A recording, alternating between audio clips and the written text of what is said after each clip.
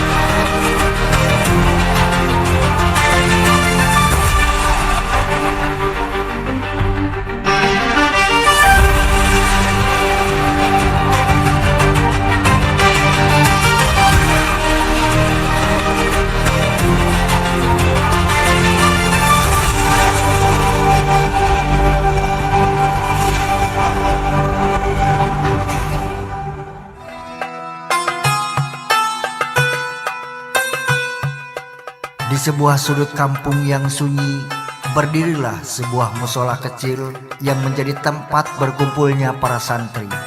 Tempat sederhana ini bukan hanya sekedar tempat ibadah, tetapi juga pusat ilmu, tempat anak-anak belajar mengenal huruf demi huruf dalam Al-Quran, memahami ajaran agama, dan membentuk akhlak mereka.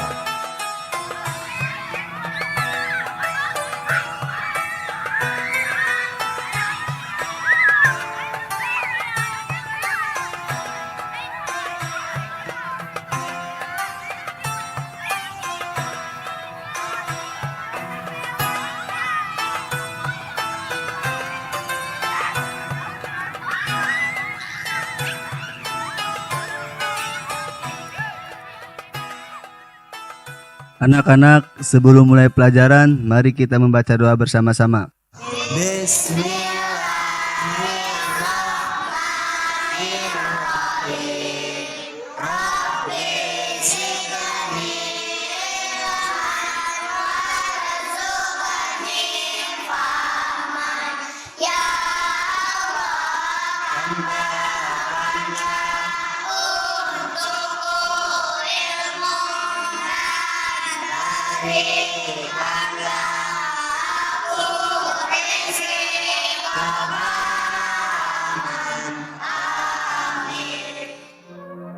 Baiklah anak-anak, menyambung pelajaran yang kemarin tentang mengenal 10 nama-nama malaikat. Siapa yang masih ingat?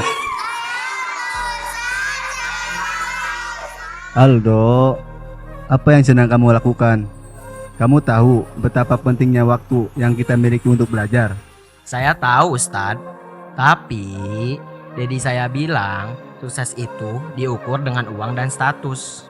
Aldo, suksesnya seorang sejati adalah ketenangan hati, Aldo. Mungkin ayahmu belum sepenuhnya mengerti itu, tapi suatu saat dia akan paham. Ya sudah, sekarang kamu sebutkan 10 nama-nama malaikat. Jibril, Mikail, Israfil, Israel, Munkar, Nakir, Apalagi? Jibril, Mikail, Israfil, Israel, Munkar, Nakir, Jamal.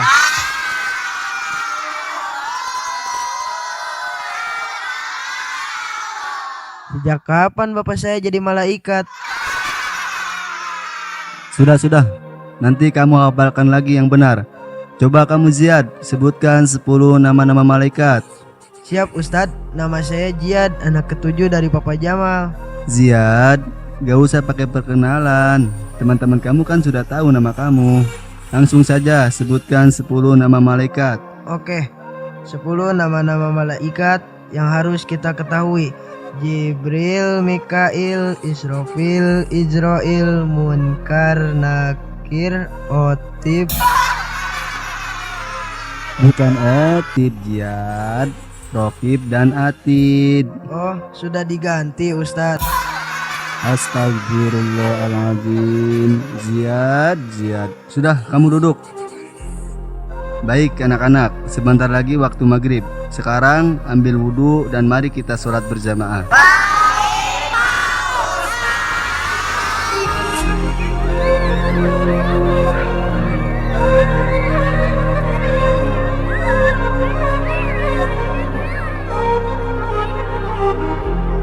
Sementara di musola Ustadz Ihsan berjuang dengan ilmunya, di tempat lain hidup terasa berjalan seperti biasa. Di sudut kampung, di bawah temaram lampu jalan, 3 pemuda tanpa pekerjaan sibuk dengan dunianya sendiri. Bagi mereka, hidup adalah tentang menikmati hari tanpa banyak memikirkan esok.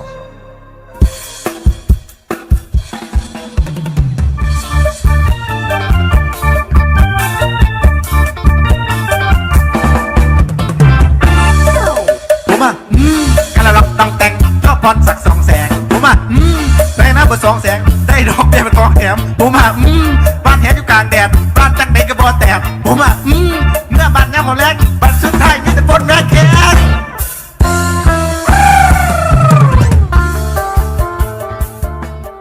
Welcome to Mobile Legends!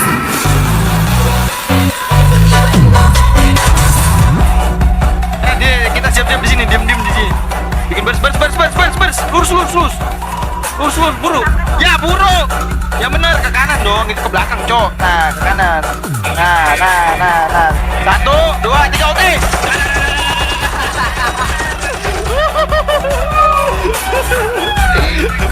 Sudah. Gue tembak lu. Woi, lagi santai kawan. Loh bos, kok diambil? Ah lu, gua datang malah dicuekin. Tanggung itu.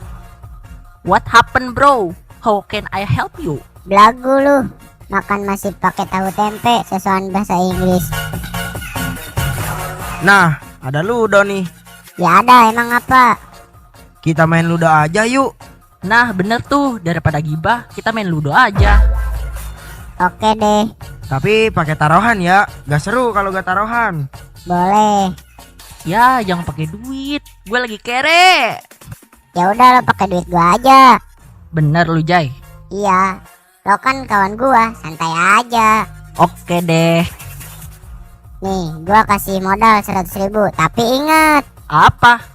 bunganya 12%. Ah gila lu lintah darat. Mau gak? Udah ambil aja. Udah biasa kan minjam duit ada lebihnya. Oke lah, daripada gue bengong liatin doang. Ya udah, kita mulai. Pasang berapa nih? Pasang ceban aja. Tapi yang mati duluan bayar goceng ya. Biasa sampingan. Gas, gua warna merah ya. Nih ceban pertama. Nih gue ceban. Gue warna kuning ya.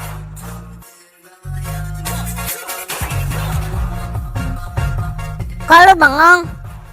Gue gak ada receh. Astaga, tinggal nukerin duit doang. Susah amat sih. Warung kan jauh bos. Jay, gue pinjem uang lu 10.000. Nanti gue ganti. Ah, lo gak modal banget sih. Nih 10.000, tapi Iya gue tahu 12% kan. Sekarang udah naik bro, 15%. Ah, penjajah lu. Ini jadi main gak sih? Jadi bos. Ya udah ayo, gua jalan duluan ya. No. Biar adil, kita Om Pipa aja. Yang menang jalan duluan. Cerdas. Om Pimpa layum pimpa. Gambreng. Oh iya. Om Pimpa layum gambreng. Nah, gua menang.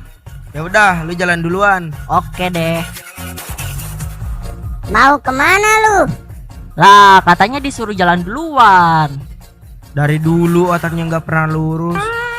Maksudnya ini Ludo, lu main duluan hand. Oh, iya. Ya udah, jalan. Ya, dapet 1. Udah, gak apa-apa lumayan. Sekarang gua ya. Lihat nih, sekali pencet langsung dapat 6. Yah, dapat 1. Tapi lu mati keinjek. Lo bayar goceng sini. Mana uangnya? Ini gak ada receh. Lah, gua nggak mau tahu. Lu pokoknya harus bayar sekarang. Udah bayar, lama loh. Ya udah Jay, gue pinjem duit lo dulu, goceng. Ah, lo minjem mulu. Nih goceng, tapi inget. Iya 15% bawel. Nih goceng. Sekarang giliran gua. Bentar, gue kecing dulu ya. Ya udah, lo jalan, Jay. Nah kan, gua dapat 6. Astagfirullahalazim. Main ludo ya? Pakai duit. Judi. Bukannya kerja nyari duit malah main judi. Pemuda macam apa kalian ini? Kagak Pak Haji, ini juga kan usaha nyari cuan. Ya ini kan namanya judi. Pakai duit berarti taruhan. Itu dilarang oleh agama. Udah, sekarang bubar. Lu sih, Jay, ah. Lah, kok jadi gua bos? Kalian jangan gini. Nyari duit itu harus yang halal. Ngerti? Astagfirullahaladzim. Kagak beres kalian berdua, malu-maluin aja. Lah. Bukannya pada mikir, malu dong kalau ada yang lihat. Judi itu haram, pemerintah juga melarang. Bukan begitu Pak Haji? Udah Hen, tenang aja, jangan emosi. Bukan begitu Pak Haji, saya kesel ya pemuda kayak gini. Udah pengangguran, meresahkan warga, beban keluarga, malah main judi.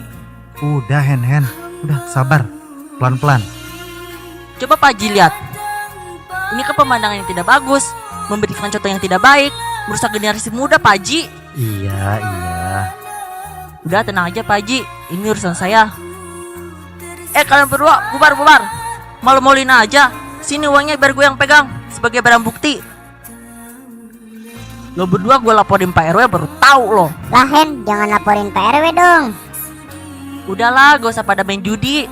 Seperti yang dikatakan Bang Haji Roma Irama. Meracuni kehidupan, judi meracuni keimanan. Pasti karena perjudian orang malas dituai harapan. Yang kaya bisa jadi melarat, apalagi yang susah. Uang judi najis tiada berkah. Judi. Ya udah, sekarang kalian bubar ya. Saya juga mau pulang. Assalamualaikum. Waalaikumsalam. Otak lu disimpan di mana sih? Nih, Ah, punya temen otaknya kosong semua. Gua balik deh.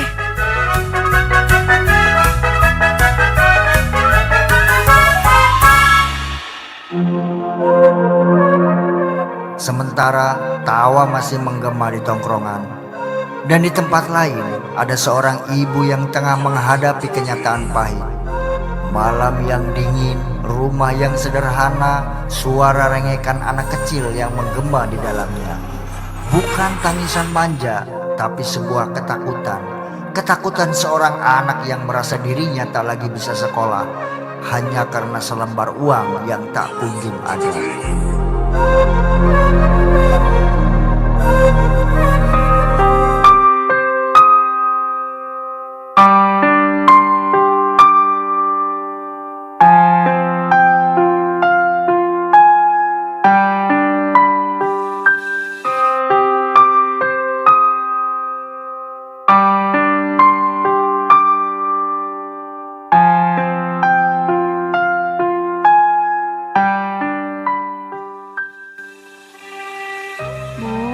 Aku boleh ngomong sesuatu nggak?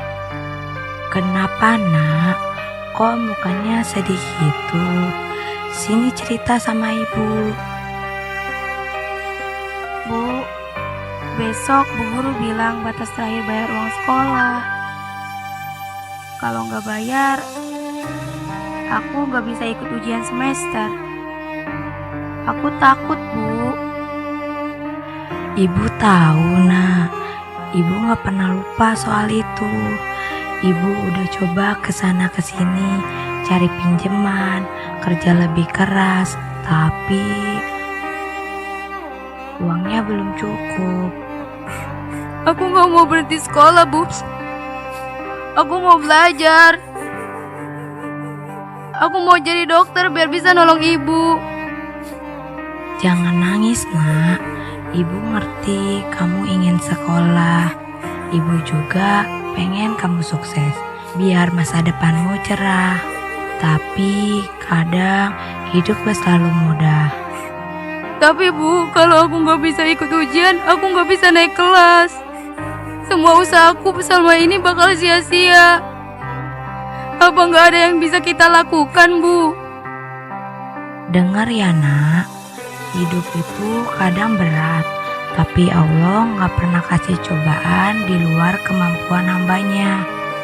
Ibu janji, ibu bakal cari cara apapun yang terjadi. Tapi gimana, Bu? Besok aku harus bayar. Kita nggak punya uang. Kamu gak perlu khawatir soal itu. Tugasmu cuman belajar dan terus berusaha. Biar urusan bayar sekolah jadi urusan ibu. Ibu rela kerja apa aja, asal kamu tetap sekolah nak. Aku nggak mau nyusahin ibu. Bu, aku tahu ibu capek kerja sendirian. Capek ibu hilang kalau lihat kamu semangat belajar. Kamu tahu gak? Kamu itu alasan kenapa ibu masih kuat sampai sekarang. Ibu gak peduli seberat apapun. Yang penting kamu bahagia. Bu, aku janji bakal belajar lebih keras. Aku bakal jadi orang sukses.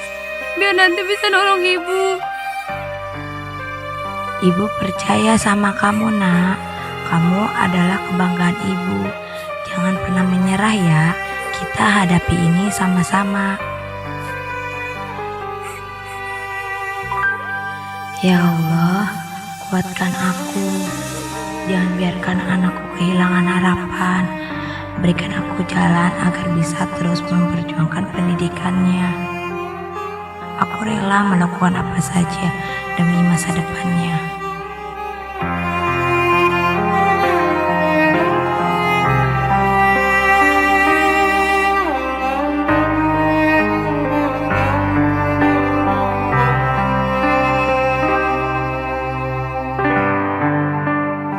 Assalamualaikum. Waalaikumsalam. Ibu kenapa? Kok kelihatan sedih begini? Ibu belum tidur juga. Ada yang dipikirin, Bu? Ibu bingung nak. Besok Bu Guru minta uang sekolah Ade dilunaskan. Kalau belum, katanya Ade gak bisa ikut ujian. Tapi dari mana ibu cari uang secepat itu? Semua tabungan kita sudah habis buat bayar kebutuhan kemarin. Kenapa nggak bilang dari kemarin, Bu? Seharusnya Ihsan bisa bantu cari jalan keluar. Ihsan, kamu kan sendiri nggak punya penghasilan tetap. Ngajar ngaji cuma dapat doa dari orang tua murid. Ibu nggak mau kamu tambah pusing. Udah cukup beban kamu berat, nak. Ibu jangan ngomong kayak gitu. Adik itu tanggung jawab kita semua. Kalau dia sampai nggak bisa sekolah, masa depannya gimana? Ihsan percaya Allah pasti kasih jalan. Besok Ihsan bakal cari cara, mungkin cari kerja tambahan. Tapi nak, kamu sendiri kan udah banyak pengorbanan. Dari kecil, kamu bantu ibu. Ihsan, gak perlu ngeluh meski hidup kita susah. Ibu ini kadang merasa bersalah, merasa gagal jadi orang tua. Bapakmu sudah gak ada. Sekarang semuanya kamu tanggung. Bu, gak ada yang gagal di sini. Ibu sudah berjuang sekuat tenaga buat kami. Hidup itu memang ujian, Bu. Iksan percaya, selama kita terus usaha dan doa, pasti ada jalan. Rezeki itu gak selalu datang dari yang kita sangka. Nak, ibu nggak tahu harus bilang apa lagi. Ibu cuma bisa mendoakan kamu. Semoga Allah selalu lindungi kamu dan kasih jalan keluar dari semua ini. Doa ibu itu cukup buat Ihsan. Jangan pikirin yang berat-berat lagi ya. Sekarang ibu istirahat dulu. Besok kita cari solusi sama-sama.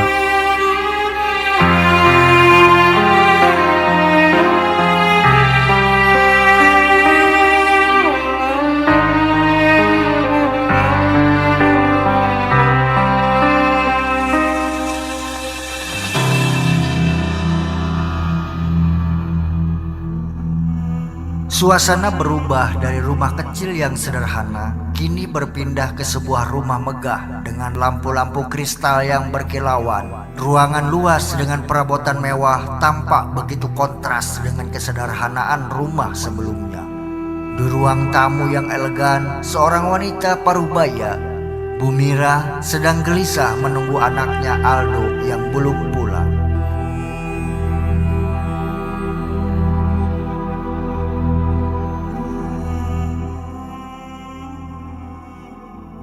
Mas, ini udah jam 10:30, tapi Aldo belum pulang juga. Mama gak tenang kenapa dia belum pulang. Ya, mungkin dia lagi ngobrol sama temennya di sana. Atau mampir makan dulu, siapa tahu. Lagian sayang, itu kan tempat ngaji bukan warnet. Ya aman lah. Ini udah malam. Anak kita itu masih remaja, masih 15 tahun. Kamu pikir tempat ngaji itu selalu aman? Kalau ada yang ngajarin dia sesuatu yang gak benar, gimana? Astagfirullahalazim. Kamu tuh curiga mulu ya. Guru ngajinya itu kan udah dikenal baik sama orang-orang. Kalaupun dia ngajarinnya aneh-aneh, paling Aldo gak bakalan dengerin. Anak kita itu lebih suka main game daripada denger ceramah, ya kan? Mas, Aldo itu anak kita, bukan game yang bisa kamu abaikan. Aku gak ngerti kenapa kamu bisa santai kayak gini. Kalau sampai terjadi sesuatu, gimana? Mama benar-benar khawatir. Sayang, duduk dulu, santai ya. Jangan terlalu panik. Aku baru dapat kabar bagus loh. Kontrakan kita yang di daerah selatan itu akhirnya laku semua. 1 unit pun gak kosong. Kalau lancar, bulan depan aku mau mulai bangun blok baru. Mas, aku gak ngomongin bisnis kontrakan. Aku ngomongin anak kita yang belum pulang. Udah, aku coba telepon Aldo ya sekarang, oke? Tapi sambil nunggu dia ngangkat, aku cuma mau bilang, tanah yang ditawarkan Pak Seno kemarin itu strategis banget loh. Kalau kita beli sekarang bisa jadi investasi jangka panjang. Mas, kamu denger gak sih apa yang aku bilang? Malah cerita kontrakan, tanah, dan bisnis. Anak kita itu penting, Mas, bukan cuma properti. Ya udah, aku telepon guru ngajinya besok ya kalau kamu segitu curiganya. Tapi aku masih yakin ini cuma Aldo yang terlalu asik sama temennya aja. Kamu terlalu paranoid sayang. Mama curiga guru ngajinya itu ngajarin yang aneh-aneh. Aldo belakangan ini kelakuannya berubah, Mas. Dia tambah bandel, tambah susah diatur. Mas yakin gak ada hubungannya sama tempat ngajinya? Semua anak remaja juga bandel. Yang penting dia masih punya kita. Itu Aldo, Mas. Dia telepon. Bukan. Ini dari kontraktor soal proyek kita. Aku jawab dulu ya.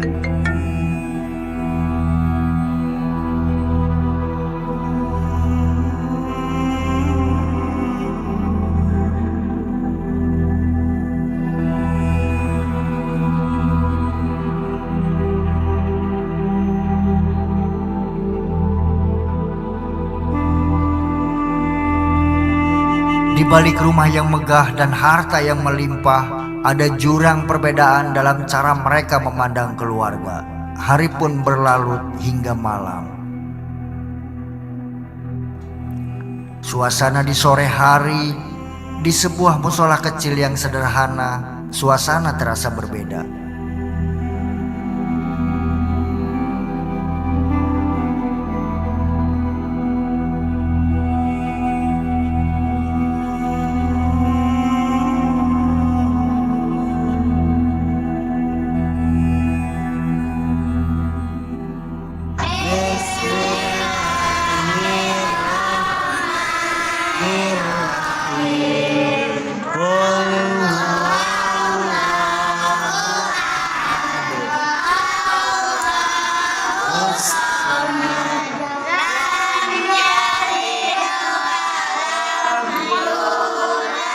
Aldo, apa yang kamu lakukan? Maaf Ustadz. Maaf. Ini pengajian, bukan tempat main HP. Apa masalahnya Ustadz? Ini cuma HP. Lagian, saya kan udah dengerin dari tadi. Jangan pernah berbicara seperti itu di sini. Kamu tidak menghargai waktu yang ada. Di luar sana, banyak orang yang ingin menuntut ilmu. Dan kamu malah menganggap ini sepele.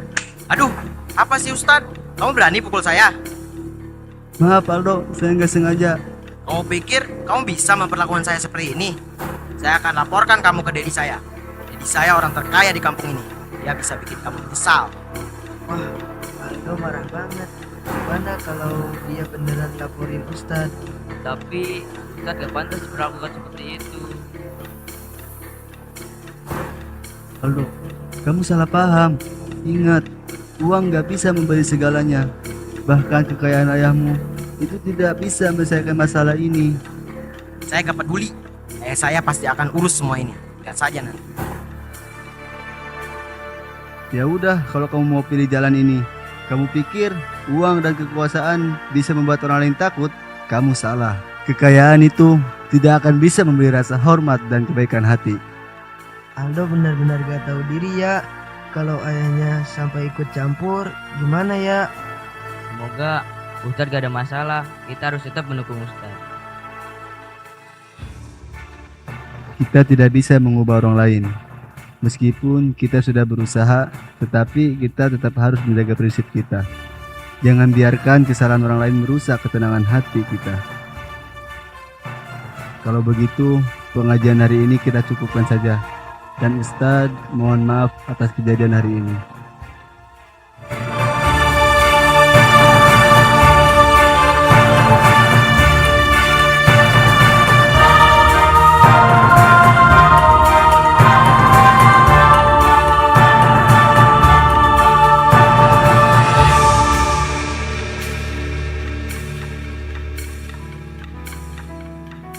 Ustadz, kenapa masih di sini? Pengajiannya kan sudah selesai.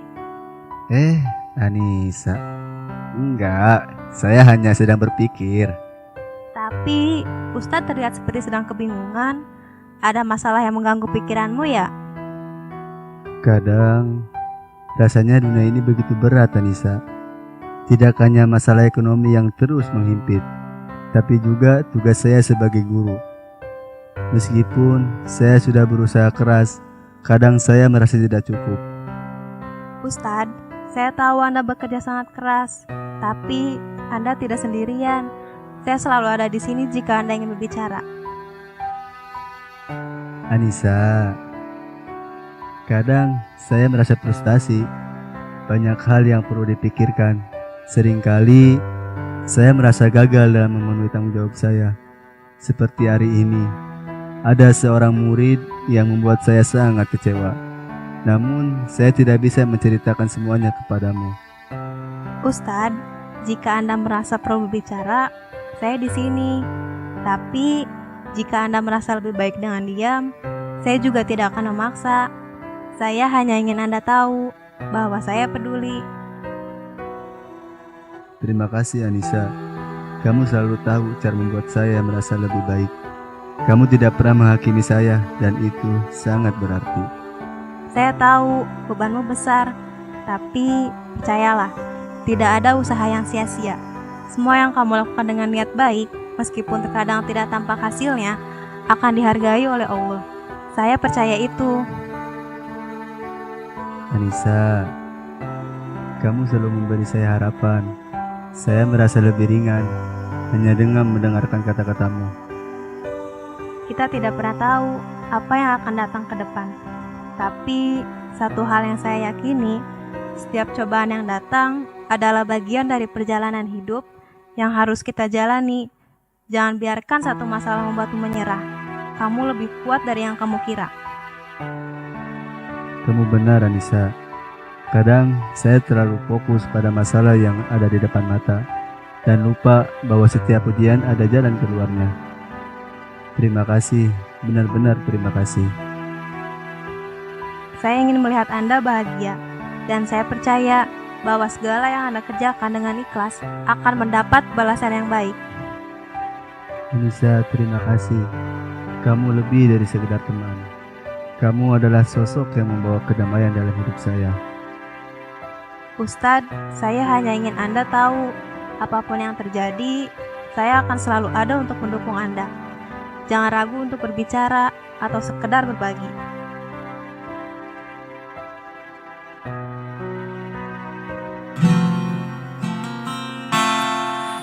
Izinkan cintaku berbunga di hatimu, biar terus mekar jadi kenyataan.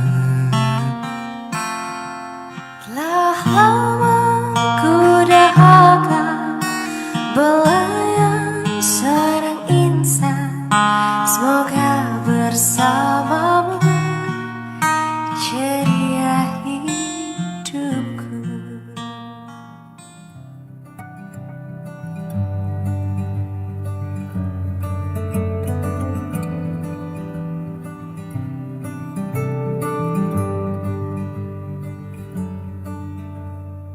Sore itu, beban di pundak Ihsan semakin berat. Ia tak pernah berniat berlaku kasar. Namun, emosi yang dipendam terlalu lama membuatnya kehilangan kendali. Sesal mulai menyelip di hatinya. Namun, ia tahu semuanya sudah terjadi. Sementara itu, di sudut kampung, dunia terasa berbeda. Jika di musola kecil ada beban dan kegelisahan, di tempat tongkrongan ini justru penuh dengan canda dan obrolan tanpa arah.